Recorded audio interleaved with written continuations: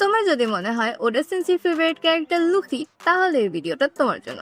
হ্যাঁ, আজকে জানাবো পপুলার অ্যানিমে অথররা তাদের নিজেদের সিরিজ থেকে কোন ক্যারেক্টারটাকে বেশি পছন্দ করে। শুরু করা যাক ড্রাগন বলের লিজেন্ড আকিরা তোরিয়ামাকে দিয়ে।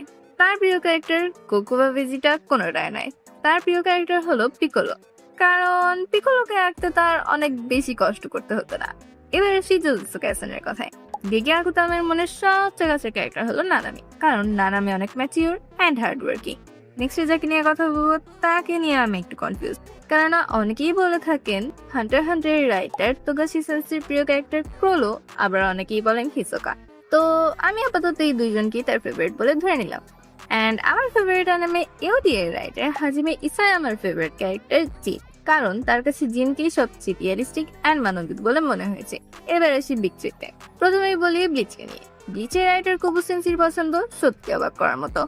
তার প্রিয় ক্যারেক্টারও কোনো হিরো নয়, বরং খামখেয়ালি সায়েন্টিস্ট মায়ুরি কুরোচিচি। তিনি তো মায়ুরিকে এত বেশি ভালোবাসে যে তিনি মায়ুরির কসপ্লেও করেছেন। অ্যান্ড নারুতোর ক্যারেক্টার কিশিমোতো সেন্সের প্রিয় হবে নারুতো না হলেও তারই বেস্ট ফ্রেন্ড সাসকে। সাসকে ডিজাইন আর পার্সোনালিটি নিয়ে কাজ করতে নাকি তিনি সবচেয়ে বেশি এনজয় করতেন।